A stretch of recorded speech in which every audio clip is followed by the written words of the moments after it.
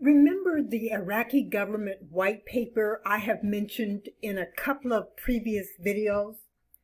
Well, it seems on page 37 is now causing a serious concern. Page 37 simply warns of a possible collapse in the value of the Iraqi dinar. Now, the white paper came out in late October, so this is not exactly old news.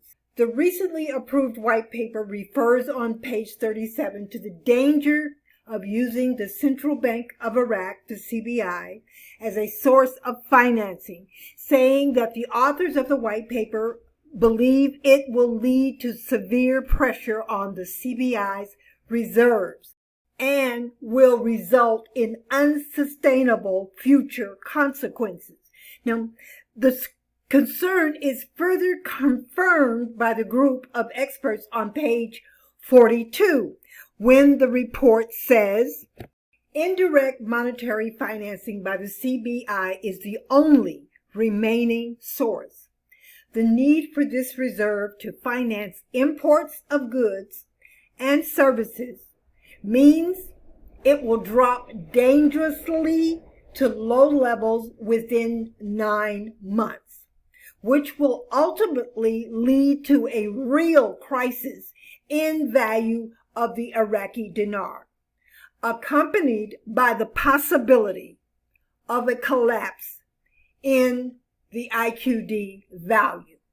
And we are talking about a further collapse from what it already is at this date and time. And this is the beginning of December 2020. Now, you can read the entire article. The link is in the description. We know for sure that the pandemic holds over 80% of the blame for Iraq's urgent financial problems. Well, 90% of the government depends upon oil.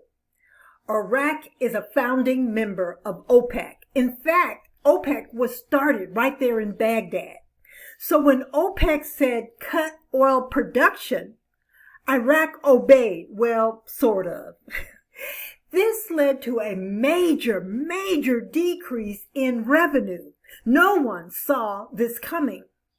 The article says Iraq's rapid population increase by 1 million annually is mainly blamed for the rise in demand for electricity.